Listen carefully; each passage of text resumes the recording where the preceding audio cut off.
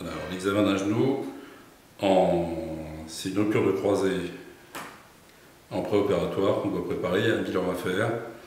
Donc, on commence par faire une mobilisation de rotule pour voir comment elle bouge latéralement, verticalement. Ensuite, on passe en flexion-extension. On est quasiment en préopératoire d'ici quelques jours. Elle n'a plus de flexum. Sa flexion est parfaite. Extension normale. On teste les latéralités. Ensuite,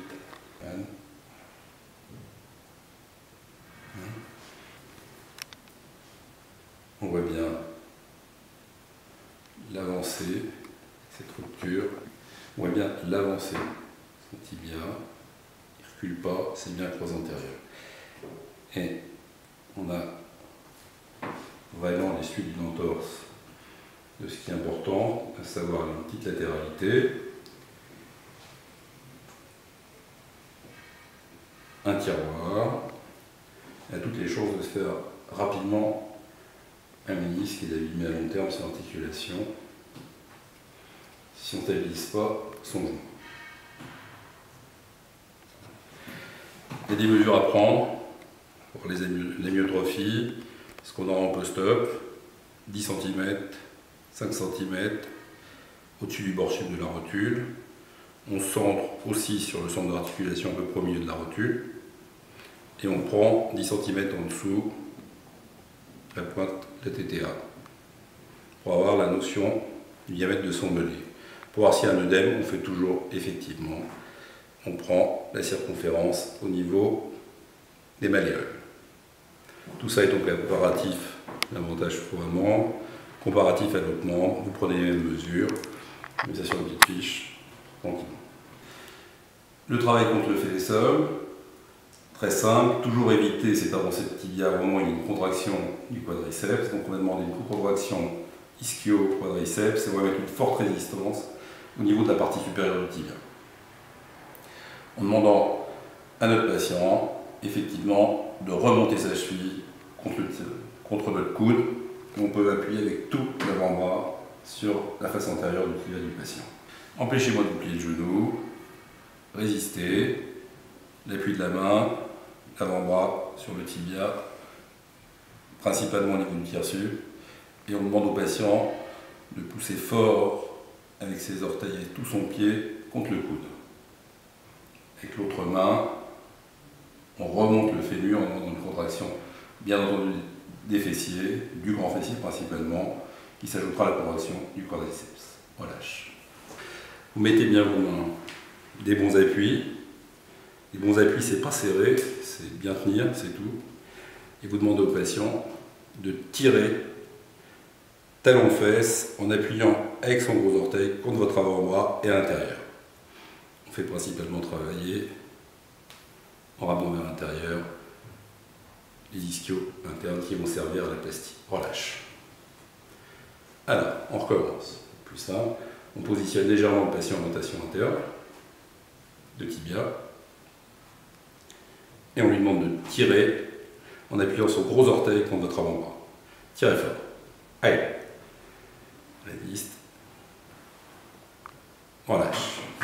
On positionne déjà le patient en rotation interne. Vous déverrouillez un peu son genou, c'est plus simple. Je trouve que c'est plus simple techniquement. Allez, tire vers toi. Les orteils. Et on ramène le talon-fesse. Fort, fort, fort, fort, fort. Relâchez. Ce mouvement, vous faites, vas-y, plusieurs fois d'affilée. Vous résistez fort. Encore.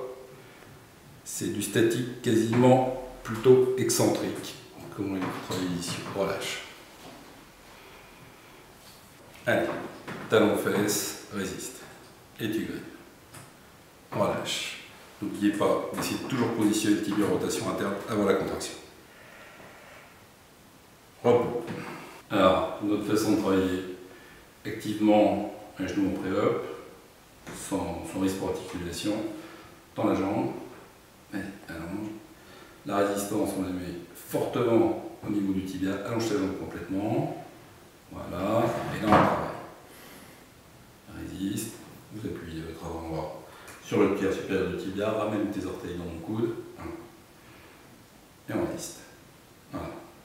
Même principe, cette main tendance à relever sous le fémur et celle-ci à s'opposer. Relâche. La résistance est sur le tiers supérieur du tibia. On arrive en extension et on résiste sur le tiers supérieur du tibia, tes orteils dans mon coude. Et on relâche progressivement. Il faut éviter absolument de relâcher trop brutalement. Ça provoque souvent un effet de cisaillement sur l'articulation. Le travail des ischios est plus facile quand on est allongé. Pour moi, là, on se positionne bien, on demande au patient d'appuyer sur la face interne du genou et de ramener ses orteils vers l'intérieur, comme ça. Voilà. Et il résiste. Relâche. Allez, on y va. Plie fort. Voilà. Là, votre main gauche, résistance qui améliore sur les rotateurs internes du genou. Votre main droite en arrière, demande au patient d'écraser. Voilà, restez bien collé. Et ça vous permet aussi de vous rendre compte si le tibia partait en avant, il faut arrêter le mouvement et reprendre. On y va. Plie, résiste. Et vous dosez votre résistance avec votre propre